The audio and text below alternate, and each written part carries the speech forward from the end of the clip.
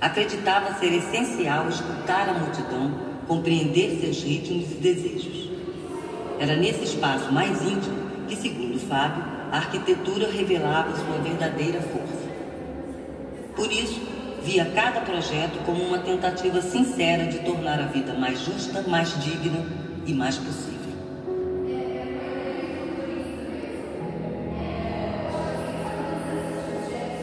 Essa capacidade de acolher está presente no asilo que atrai a vizinhança, na catedral colorida, no estádio rente ao chão, no hospital horizontal, no fórum onde a sala de julgamento podia receber peças de teatro, no teatro que preserva a praça, no prédio dos Correios que se parte ao meio para dar passagem e oferecer cultura, e no mercado que não expulsa o mendigo ou o cão. Já na escala da multidão, Fábio pensou a torre que redesenha o centro, o monumento à resistência de um povo, o centro administrativo que gira em torno de uma rua, ou este centro de convivência cultural.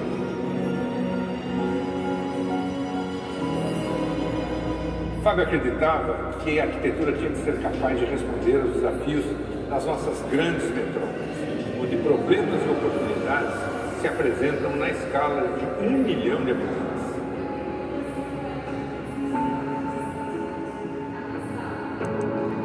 Para Fábio Penteado, mais importante que o desenho de um prédio eram os encontros que ele possibilitava.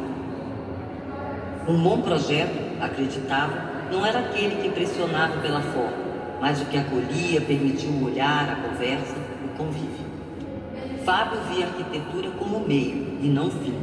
Se não servisse para aproximar as pessoas, talvez fosse melhor que nem fosse construído. O concreto passa, o encontro não.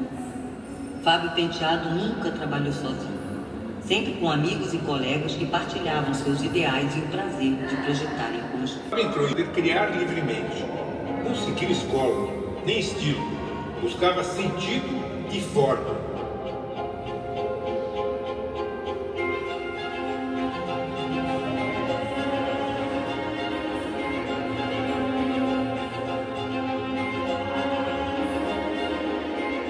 Fábio Penteado jamais aceitou rótulos ou se subordinou a ideias pré-fabricadas.